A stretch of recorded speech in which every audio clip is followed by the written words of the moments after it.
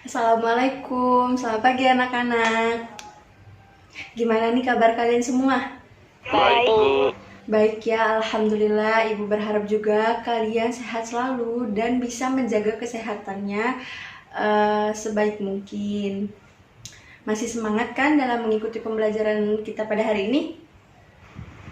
Masih, Bu. Masih ya, meskipun kita belajar di pagi hari, walaupun ada rasa malas, masih ada rasa mengantuk, tapi kita harus melawannya. Karena ada pepatah bilang, kesempatan itu seperti matahari terbit. Ketika kita menunggu terlalu lama, maka kita akan kehilangannya. Nah, jadi kesempatan itu tidak datang secara dua kali. Kalau ada kesempatan dalam belajar ya jangan disia-siakan dong, hanya untuk bermalas-malasan saja. Nah, kalau kalian semua tidak semangat, nanti ilmunya bakalan sia-sia juga. Jadi kita semua itu harus tetap semangat, oke? Oke, ayo kata tadi semangat, tapi masih kotor ini lantainya. Coba ada sampah di bawah meja atau di bawah kursi, tolong dibersihkan terlebih dahulu, tolong dibuang agar proses pembelajaran kita pada hari ini itu lebih nyaman lagi dan lebih efektif. Baik ya, sudah rapi Bu, lihat ini. Kembali lagi nih sama Ibu selaku guru mata pelajaran ekonomi kalian. Sebelum memulai pelajaran kita pada hari ini, ada baiknya kita berdoa terlebih dahulu sebelum memulai pembelajaran kita. Coba itu ketua kelasnya ya, coba dipimpin teman-temannya untuk berdoa. Siap, Bu. Baiklah, teman-teman. Sebelum memulai pembelajaran kita pada hari ini, ada baiknya kita berdoa menurut kepercayaan dan agama masing-masing. Berdoa dimulai. Amin ya robbal alamin. Selanjutnya Ibu mau mengabsen kehadiran kalian dulu nih. Siapa saja yang tidak hadir pada pelajaran kali ini? Yang Ibu absen namanya tolong bersuara ya. Oke.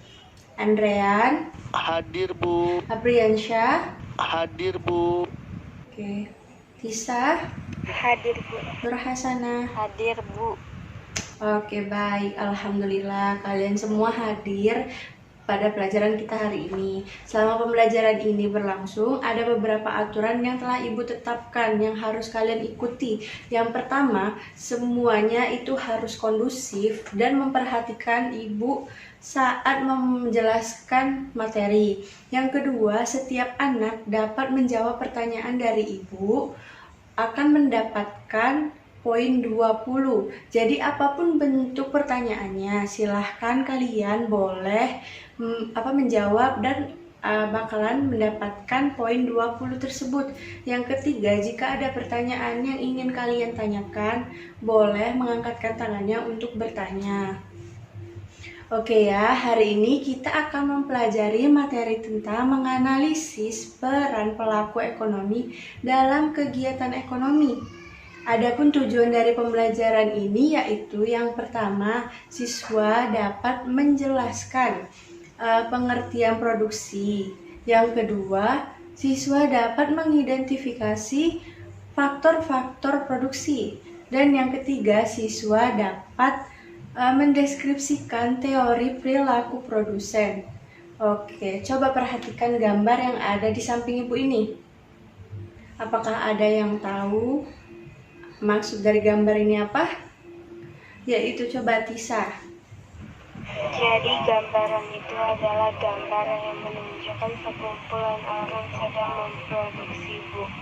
Produksi itu sendiri merupakan kegiatan menghasilkan barang maupun jasa, atau kegiatan menambah nilai kegunaan atau manfaat suatu barang.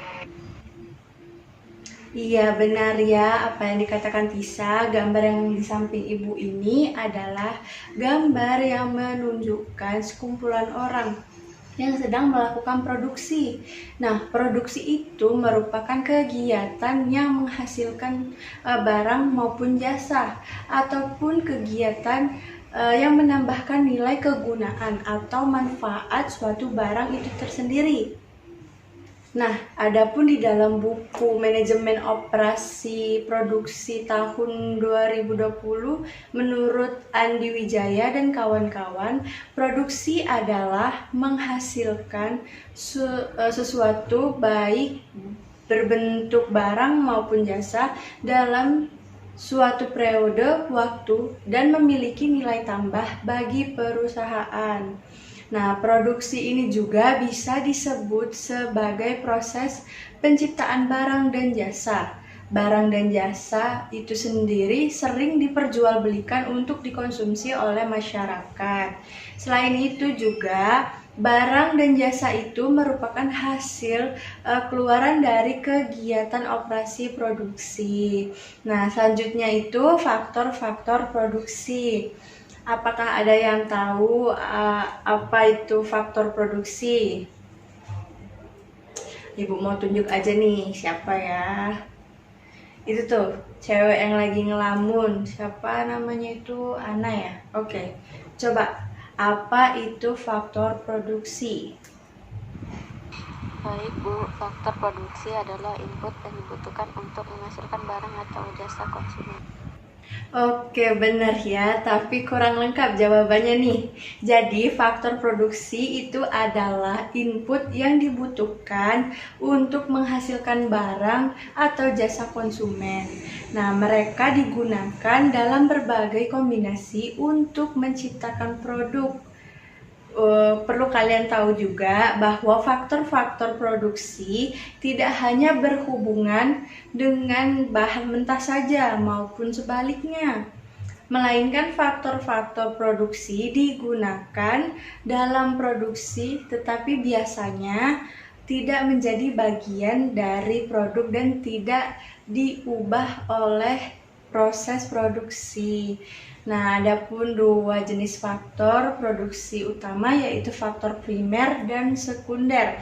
Dalam beberapa tahun terakhir, para ekonom telah menetapkan tanah, tenaga kerja, modal, dan kewirausahaan sebagai 4 faktor utama dalam produksi. Nah, faktor produksi sekunder seperti bahan atau energi adalah faktor-faktor yang diperoleh dari keempat faktor primer itu sendiri. Oke, sampai di sini apa ada yang mau ditanyakan sebelum Ibu melanjutkan materi selanjutnya? Oke, itu Apri. Ya, boleh. Baik Bu, izin bertanya Bu, apa saja jenis-jenis dari produksi itu sendiri ya Bu? Oke, bagus sekali ya pertanyaannya. Jadi jenis-jenis produksi itu sendiri dapat dibagi menjadi 5 jenis produksi, yaitu produksi ekstraktif, agraris, industri, perdagangan, dan jasa. Selanjutnya itu materi tentang teori perilaku produsen. Dalam kehidupan sehari-hari, sebagian dari kita mungkin tak asing lagi dengan istilah produksi.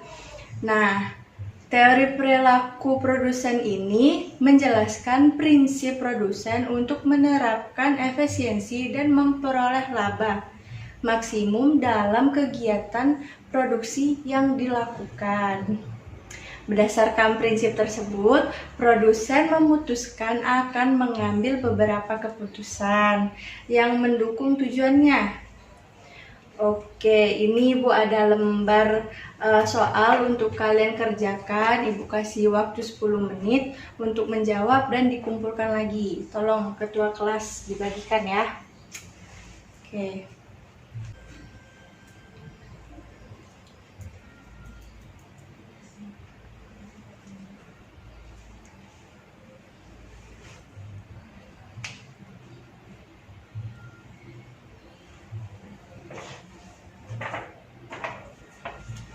Oke, baik. Kalian semua sudah mengerjakan tugas yang telah Ibu berikan.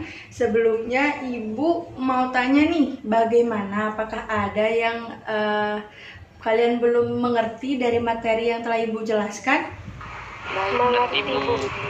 Baik, jika sudah mengerti semua, ada yang bisa menyimpulkan pembelajaran kita pada hari ini itu apa? Oke, coba itu. Jadi Bu, kesimpulan pembelajaran pada hari ini adalah mempelajari tentang produksi, faktor-faktor produksi, dan teori perilaku produksi, di mana produksi itu sendiri merupakan kegiatan menghasilkan barang maupun jasa atau kegiatan menambahkan nilai kegunaan atau manfaat suatu barang. Iya, benar ya yang dikatakan oleh Apri bahwa produksi adalah proses penciptaan ada penambahan nilai guna dari barang atau jasa bentuk yang diikuti oleh penambahan manfaat, bentuk, waktu, tempat atas faktor-faktor produksi, sehingga dari produksi tersebut memiliki kemampuan lebih tinggi dalam memenuhi kebutuhan pemakaiannya. Baik, sebelum Ibu menutup pembelajaran kita pada hari ini, Ibu telah menyiapkan lembar kerja, tugas pekerjaan kalian untuk di rumah. Selesaikan dan dikumpulkan pada minggu depan di pertemuan keempat.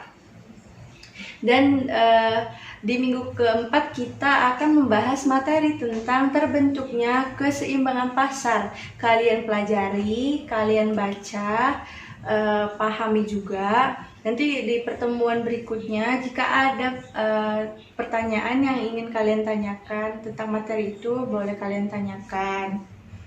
Nah, baik, Ibu tutup pelajaran kita pada hari ini. Mohon maaf jika Ibu ada kesalahan kata. Semoga pelajaran kita hari ini menjadi berkah dan bermanfaat untuk kita semua.